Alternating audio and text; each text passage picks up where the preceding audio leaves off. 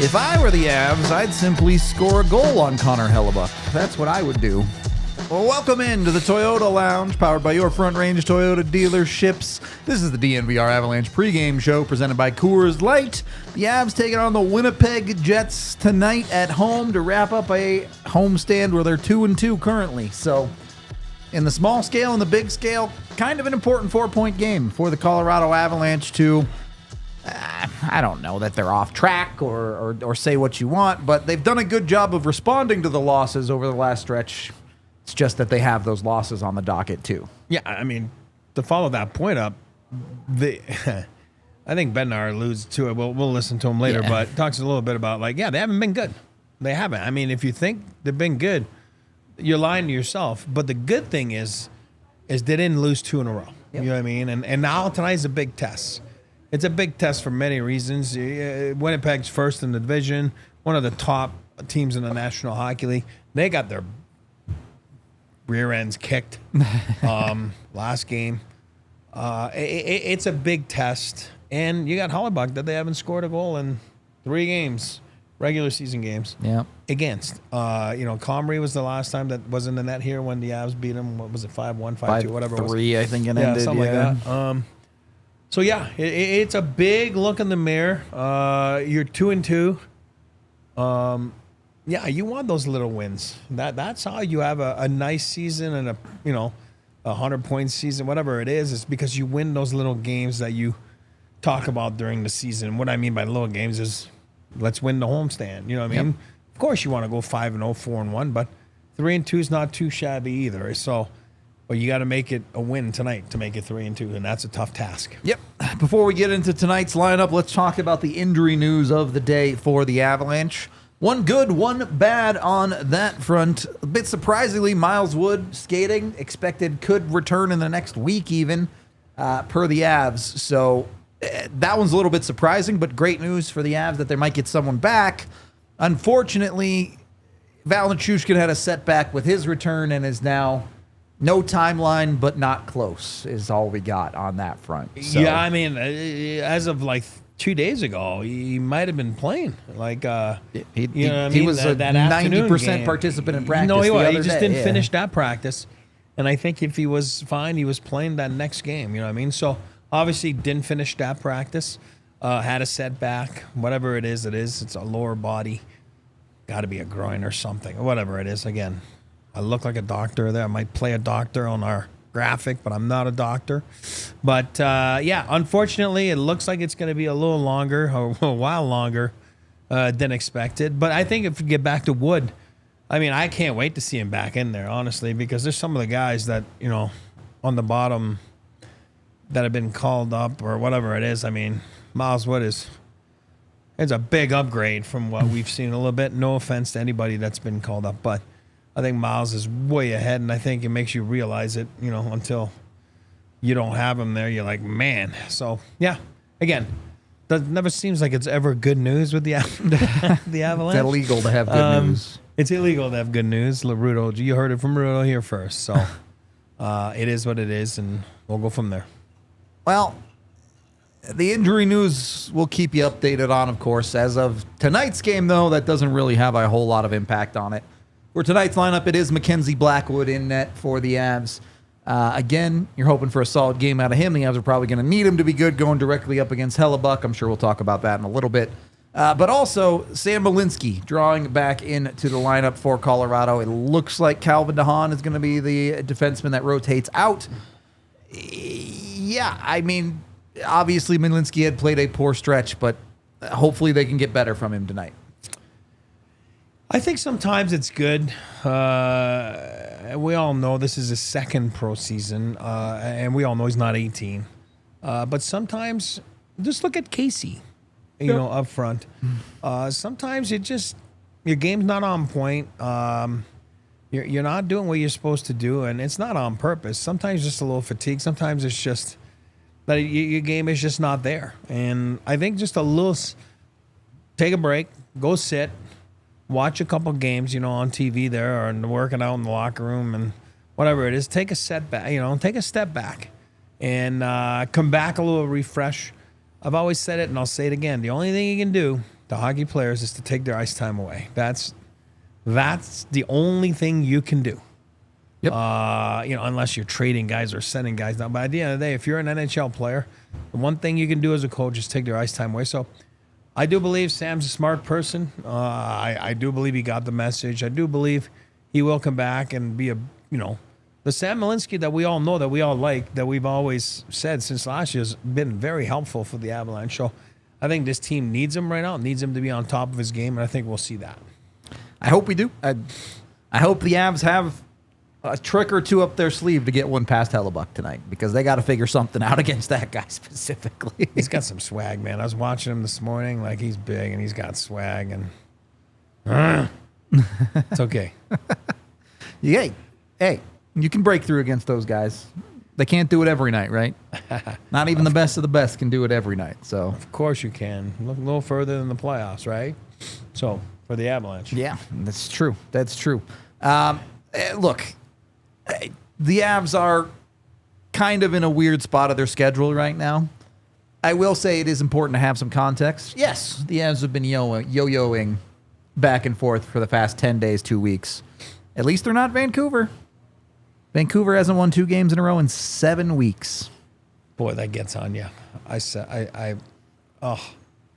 is tough. That is tough. And no, that's certainly not the problem for the Avalanche. I do believe we'll talk a little bit more coming up here, but I don't think it's a very secret sauce. You know what I mean? I don't think it's very complicated. Yep. I do believe that you put the working boots on and go to work. I think it's just on a consistent basis, it will be a lot. You'll see a lot more results for the Avalanche on a consistent basis if they strap on the boots and tighten up the chin strap, and let's go to work a little bit. And it is about finding that consistency for Colorado. How can they be consistent tonight with your 3 keys? Well, exactly what I was just talking about. Good old-fashioned energy. You hear that a little bit from the guys, from the coach, in that 8-game span there. You know, you gotta lay it out on the line. This is the National Hockey League. You gotta bring your heart rate up. You gotta bring your energy level. And if it's not there, you gotta create it, and then you gotta bring it from shift to shift. And you need more lately in that aspect. If you believe that you've been good there, you're lying to yourself. You know what I mean? So yeah. I think those guys are not lying to themselves. They all know it's been flat, and it's mostly been like offensively.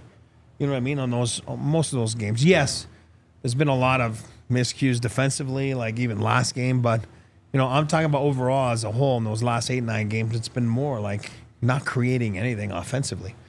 Number 2, make it hard on Hellebuyck. Take the eyes away.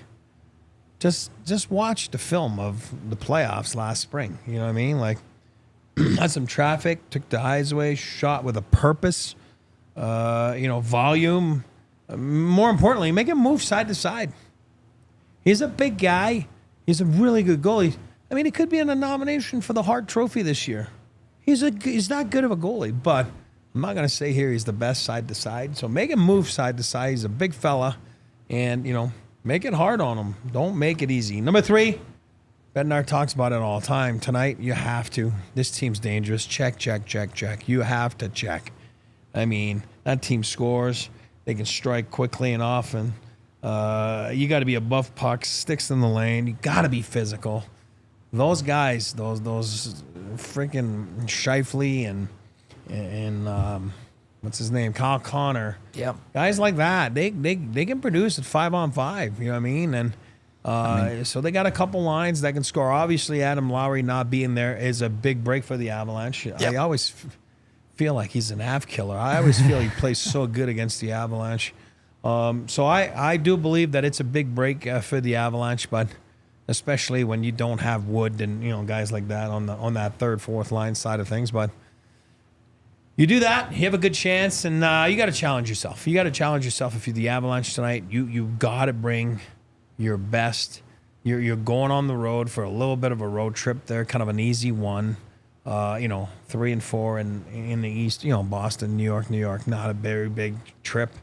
But you got to put those points in the bank, and you have to, like I said, mentally, it's a big deal to win that homestand. And tonight, you have to win it in order to make it a winning homestand.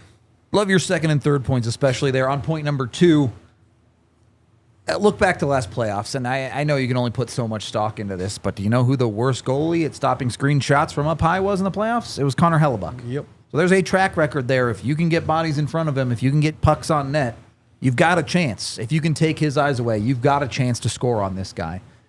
And that's the difference between that little extra effort we're talking about, a little bit of zip. Yeah, the puck gets to the point, I'll get to them, and all of a sudden the goalie sees it, freezes it, done. Or I will hurry up, I will move my legs, get in front of him as the guy's shooting, and then I won't give him a clear shot. And then there might be a rebound, and then there might be a little fight for whoever finds the puck. So very important to be on top of your game. Like, what I mean by that is you can't just lollygag in a shift. You should be, after 40 seconds, out of breath, out of gas, because you've been moving, checking, going, being on top. You can't just... You can't. You know what I mean? And I get it. It's the dog days of January. I get that. It's normal. It's not possible to be on top of everything for 82 games. It's not. But lately, it just seems that it's creeping in a little too often right now. Yep. A little too often. And then on your third point there, and you mentioned Adam Lowry out, perhaps a situation the Avs can take advantage of here. Second line center for the Winnipeg Jets tonight is Nemesnikov. There you go. Look, Casey, you want to shut the doubters up? You got to go out and be better than Nemesnikov as a 2C out there tonight. You have to prove that you guys can outplay that second line. And Velarde's a good player. Ehlers really good player. But you should have the advantage down the middle with Casey Middlestat versus Vlad Nemesnikov at a basic skill level. Oh, yeah. And that's why I say to a man, hey, listen, how awesome is it for Blackwood face Hellebuyck tonight? Yeah. He did it the other day. He lost in not Vancouver, but in Winnipeg. The last time he faced Hellebuyck, I believe. Yeah, McKenzie's been in Winnipeg with the Avs. Yeah. It was like 3-1 or something like that. That sounds right. No, actually 3-0. 3-0. It had to be 0 because we haven't scored a goal against Hellebuyck. So, to a man, it's a great challenge. McKinnon, his line, as you know, with Colton, they haven't been good. They haven't been good at 5-on-5. You can't kid yourself. Challenge yourself. Scheifele and those guys, that's a line that's rolling, especially at 5-on-5. Special teams, challenge yourself tonight. Yep. Right? Absolutely. Josh Morrissey, he's going to challenge himself against Cale Makar. He is. I don't believe Josh Morrissey should be a Norris Trophy guy, but a lot of people they always say he should be in the conversation. And I'm not saying over the years you make an argument for top 10 defenseman, that's what maybe. I'm saying, so of course he's gonna challenge himself. So if you're Cale, just put him in your back pocket tonight. There's a lot of little games like that, like you said, but this is an interesting one. Casey versus Nemesnikov. Come on, man, let's go. Yep. Step it up and put your team in a good spot tonight. Some other things I want to get into, but we told you about the injury stuff. Let's hear what else Jared Bednar had to say from today's morning skate. New setup for innovative. You're South American soccer. Questions for Jared. I guess, why is Sam Walensky back in the lineup and what do you need to see?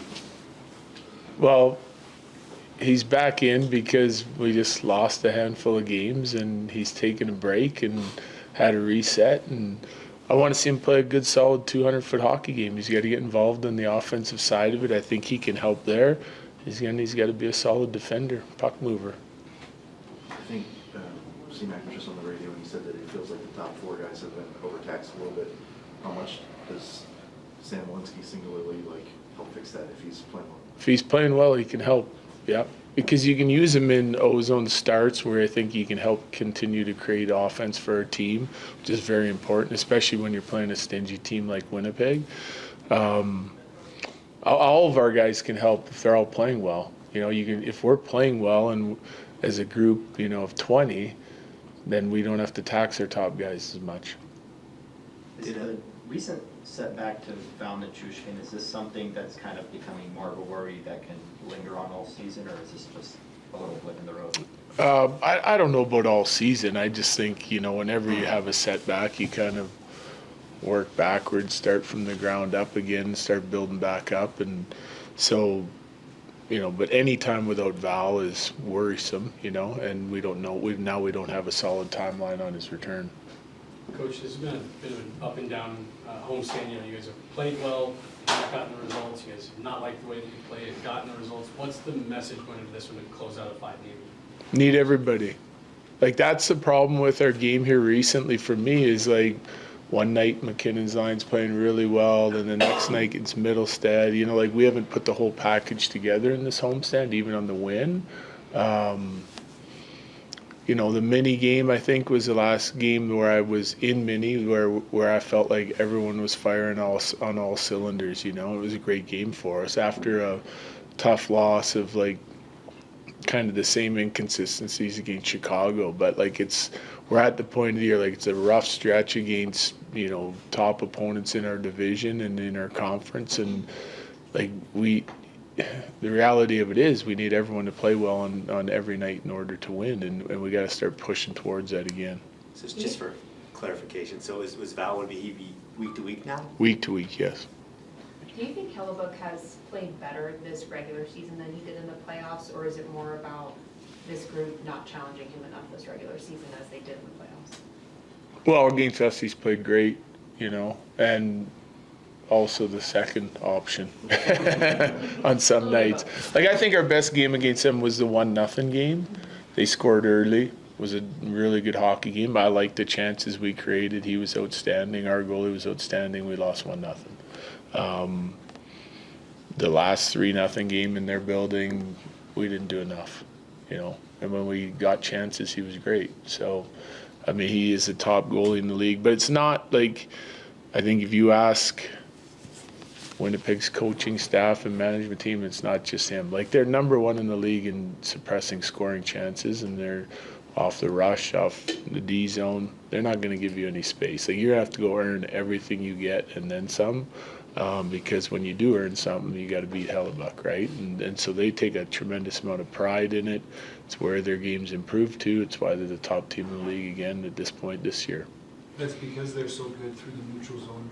Yep. They're at their best in Winnipeg. Does that maybe force you to tweak the way that you would try to get to the neutral zone, or maybe even attack the offensive zone? Yeah, a little bit. But I still think, like, there's a lot of me that says it's still a simple game, right? Like, and it's been explained to me by great coaches my whole life, and I've taken a lot from them. It's like, you know that if you can't get through the neutral zone, you have to place the puck in. And then if you want to win, like, play in the offensive zone, you're going to have to win that battle. So, like, to me, it becomes the competitiveness of the game when you're playing a rock-solid defending team, and your puck decisions become ultra important, right? So there's no room to skate, so you can't expect it to be an easy game. If you have to put the puck in the left corner in the offensive zone, you got to get numbers on, you got to win it, and then you're going to have to compete for every inch ice in the offensive zone. So races, battles, competitiveness, you can't rest. You can't rest. If you rest, you're one and done in the offensive zone all night. And if you're resting in the D zone, they're going to spend a bunch of time because they're willing to grind. Like, that's the mentality of their team. They're going to make it hard on you in all three zones. And if you're not willing to sort of push back and do the same thing, then you're not going to win. Wondering, when you have a team like the Jets that are coming off their game Monday, where their coach kind of lit them up a little bit publicly, called it embarrassing, and a few other. Does that almost your expectation that they're going to come out kind of trying to rectify that even more so? Listen, like, my take on it is, from an outsider looking in and looking at the way they play, you're going to have games where you're bad. It's an 82-game season, right? It's it's a marathon. Like we played multiple games in the last 2 weeks that we're bad at, but we're still pushing to make sure we're at our best tonight to try and win, right? They take a lot of pride. Like, as coaches, you hang on to the losses, and the losses bug you more. Like, you expect to win every night, and you expect your team to play well in every night, and when they don't, you get mad, and the players get mad, and you get frustrated. Will they play hard? Yeah, I expect them to bounce back to their best game again. It's up to us to go beat them, you know? Like, it's whether they're coming off a big win or a big loss, you're still expecting the other team to play their best game. I think if you want to win, you have to expect to play your best game to beat them. Coach, what's impressed you with Ross Colton to keep him up on that top line with McKinnon and Rantanen? Well, I think he provides something. He's been gritty. He's been a hound on the forecheck. He goes to the net hard. I think he's making good puck decisions and making plays in all three zones. He's using his skating. Haven't loved that line, over the last couple of games, so we'll see about tonight. But I think that, he can provide something to that line similar to Lucky, Val, Landy in the past, and it's what that line needs. They need a little grit, and they need somebody to go to that front because they like to play with the puck a lot, and they need someone to check it back off the forecheck, so he should be a fit there. Yeah, thank you. Thanks. I know you play trivia at Morning Skate sometimes. Yes. I got a trivia question for you. Who is the Avs' best defensive forward this year? Like eye tests or numbers wise, or both? Numbers wise is what I'm basing it off of. Oh, okay. Hold on. Avs' best defensive forward. They have minimum 10 games for the record. Yeah, None of yeah. these dudes who are jumping in and out of the lineup. All right. I'm going to go with, I don't know why I'm saying that, Ross Colton. Not correct. Who is it? Logan O'Connor. Oh, see, I thought it was going to be like a surprise. Like the mayor of Denver. I only bring it up because I looked it up, and I was surprised that he's the best Avs defensive forward in almost every category. Great possession player. I think only McKinnon has better Corsi numbers than he does. Okay. He gives up the least amount of expected goals against of any forward at 5-on-5. He gives up the least amount of high danger chances against of any forward at 5-on-5 on the Avs. He has consistently been the guy that shuts things down for Colorado. I mean, that's what I was thinking about, but I mean, I thought it was a trick question, so I'm like. I was trying to trick you into saying Parker Kelly because I gave you the whole trivia in angle there. But I understand what you were saying there. All right, fair enough. Which, by the way, Parker Kelly been very good defensively for the Avs, too. Very good. When you look at that third line, they are kind of operating as a shutdown line for the Colorado Avalanche. So it's interesting to me that that third line has found its role. But the Avs' fourth line is kind of just floating in the ether still. There hasn't been any. Right, exactly. And then obviously, the top line's been the top line, and they're leading the league in scoring. And then Casey, as a, pivoting the second line, we it's been up and down, right? But it's really been nothing on the fourth line. I'm not being rude. It just really hasn't been really existent all year long. It's, I would say, poor at best. Good luck, Jets fan. Always appreciate courteous fans of other teams. Always a fun time to have good chats about hockey in general. All righty. Give me the crystal ball. What do you got tonight? Who you got? What's the score? I'm going the old-fashioned, old-school 3-2 overtime. That is my score. You stole it from me. Yeah, so we're going on the same one. Avs win 3-2 overtime. I'm going Joe Druin tonight. I think Joe Druin is the star player for the Avalanche. And a big night tonight that we're going to need everybody, obviously. Like, it's going to be an all-team effort here, and it starts from the drop of the puck. You know what I mean? And I think Druin's going to be dynamite tonight, and 3-2 Avs overtime. I'm going 2-2 because shootouts aren't real. Okay. So the game's just going to end 2-2, and we're not going to talk about the shootout. I got no problem. I hate shootouts. You know that. I think they're the stupidest things in the world. Yeah. Oh, they're the dumbest things in the world. That's what I'm going with tonight. I'm taking Mackenzie Blackwood as my guy. Going to change it up. Instead of a goal scorer, Connor Hellebuyck shut you out a couple times in a row. Why not answer him with a shutout of your own? Especially Blackwood, last couple of games. Not saying he played bad. He actually played really good the other night. But awesome. Last couple of games, he's given up more than 2, which has not happened a lot in Colorado for him. So good bounce back. Lock it down. Show them what you can do against the top team in the Central right now. So what's your score? 2-2. Oh, yeah, that's right. 2-2 score. Blackwood the man tonight. He's not stupid. He knows. He's just messing around. But 2-2 it is. McCarr 3-2 in the chat. I like that, Randy. But let's get into my pregame picks with Bet365, where things are never ordinary. I bet on the goalies tonight. I actually bet on a goalie duel. Took Blackwood over 25 saves at plus 120. Hellebuyck, that's supposed to be over 30 saves at plus 210. If it was at over 20 saves, everyone on the planet should bet that. You know the Avs lately, though. Shooting 15 pucks a night. Like, come on. And then I stuck with my guns. I picked an overtime game. So, yeah, you got to hedge your bets sometimes. I like that. You got to pick the 2-2 score, but pick Blackwood to get a shutout, all right? That way I'm happy either way. You're right. Sometimes that's how it works. Either way, whatever you're betting on, if you don't believe, you can always hedge your bets and bet on the Jets. Go that way. Velarde seems to crush the Avs lately. Maybe bet on him. I don't know. Nemesnikov, technically an ex-Av. True. Could go that way with it if you wanted.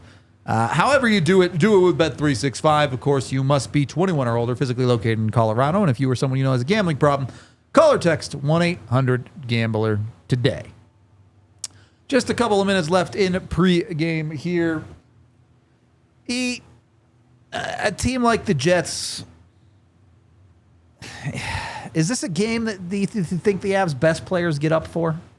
Or is this just another game to them? No, I think you got to get up for them. Yeah, you think so? Yeah. Oh, yeah. I think those guys got to get up for them. You're a shooter like Mikko, you're a shooter like Mac, whatever you want to call that.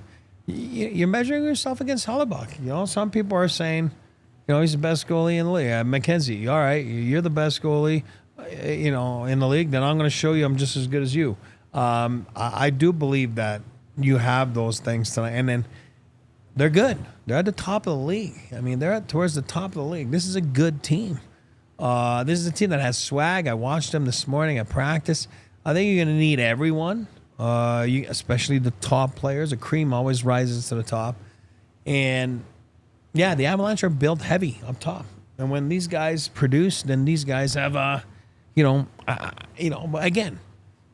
you got to have a full effort. I don't care what you do. You look at Edmonton yesterday. I mean, I'm not saying Avalanche fans to throw nachos on the ice like in Edmonton, but hey, if it helps, I'm just saying it helped Perry score. He did it. I'm telling you not to throw nachos, but hey, all of a sudden the goalie had no idea. Logan Thompson's like, is a bucket of nachos coming at me or a puck? You know what I mean? And it's funny because the way they were talking about it, they're like, oh, we didn't know. What I'm trying to say is, try something. If it's not working, don't wait till after the game to say, yeah, we didn't have it. No, then try something. Try something else. Again, I'm using the analogy of the nachos, which happened for real, but in Edmonton. But let's go. Let's get everybody going, and let's get the top end guys going, and let's see what you got. If nothing else, at least give us an entertaining game tonight, Avs. The last one was tough. I don't know if I can do another post game about a nothing hockey game. So give me something here. We're going to wrap up our pregame show. We appreciate all y'all hanging out. Join the watch along, going live in a couple minutes, or at very least tune in for post game, where we will break down whatever happens, even if it's a boring one. We hope to see you there, and we'll talk to you in a few. We all silly like the mayor.